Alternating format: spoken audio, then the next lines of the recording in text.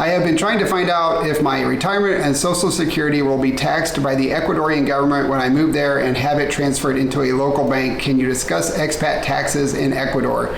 So we're going to take this as an opportunity to discuss all things about taxes in Ecuador. As best as we can, considering we are not tax experts in the slightest. No, we are not tax professionals, so No. please verify with a real person or real tax person before you make any future decisions or financial decisions on this information. However, we did a lot of research and this is what we've come up with. Okay, so we want to start with the IVA, which is a 12% sales tax placed on some goods and services in Ecuador. And there is a whole list of services and goods that get a 0% sales tax. So JP's going to add a link to that so you guys can peruse that on your own. It would take quite a long time for me to read through that list, and you would all get really irritated.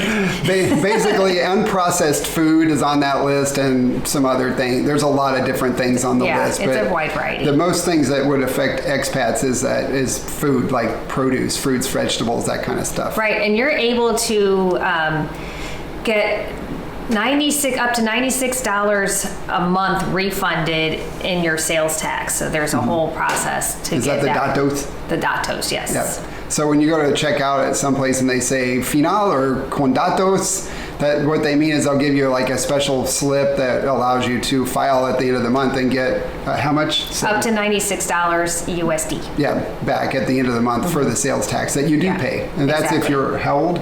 65, no.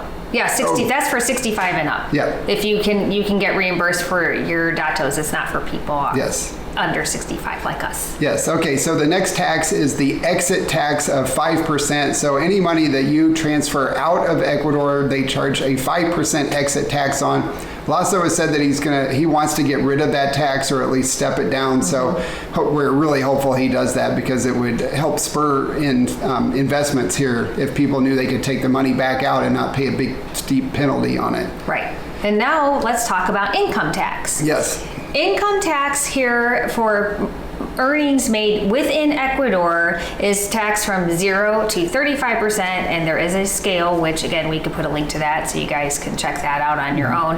If you make less than $11,000 a year in Ecuador, you do not have to pay tax on that. Zero. 0% tax on less than $11,000, and it's a graduated scale just like it is in the United States. So the more you make, the more tax you pay. Right. And also, if you are in Angel's case or Angel's case, if you are transferring funds from the United States, whether it is retirement funds, your savings, or your Social Security into an Ecuadorian bank, you do not have to pay taxes on that because that is not income earned within the United States. So the government is in Ecuador, sorry.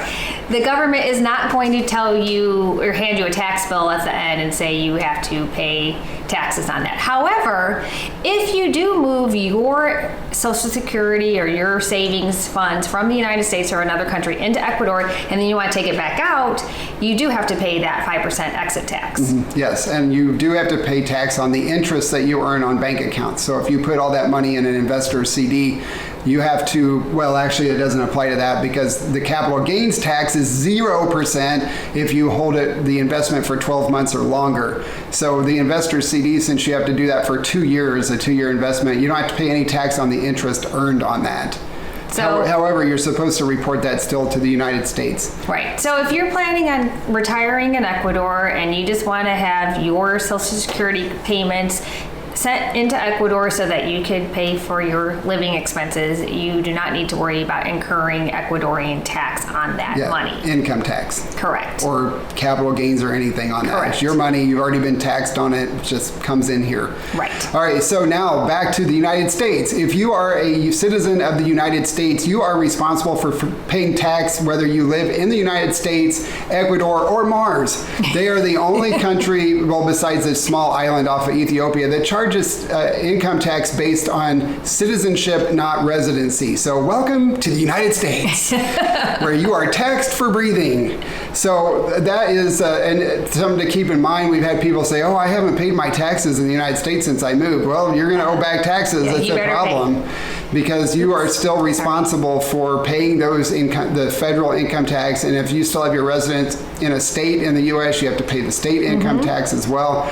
Or but if you but we're gonna try to move to a tax-free state because we still have our like our financial stuff, our business and her job, all of that still tied to Colorado, which has a 5% tax. So we're gonna try and move to a tax-free state like Florida or some other place. And we have a tax accountant in the United States that we work with. So you can see, based on all the stuff we just rattled off, why it gets to be a bit confusing. And there is also the fact that everything here is in Spanish. So highly recommend consulting professionals. Yes. Yes, and yeah, our accountant back in the U.S. helps us immensely. Oh, and one more thing.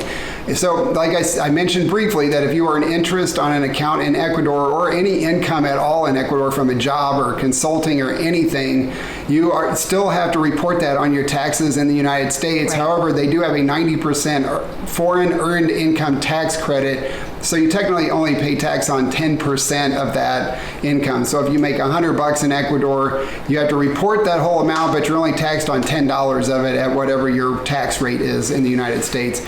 And as far as banks go, they have the IRS and the banking system in the United States, they have their finger on every bank in the world. So they know if you're making interest or not because of it's tied to your passport. And so there's just no way out of getting out of it unless you want to be illegal about it and good luck to you. Perhaps get arrested at the airport the next time you go back home.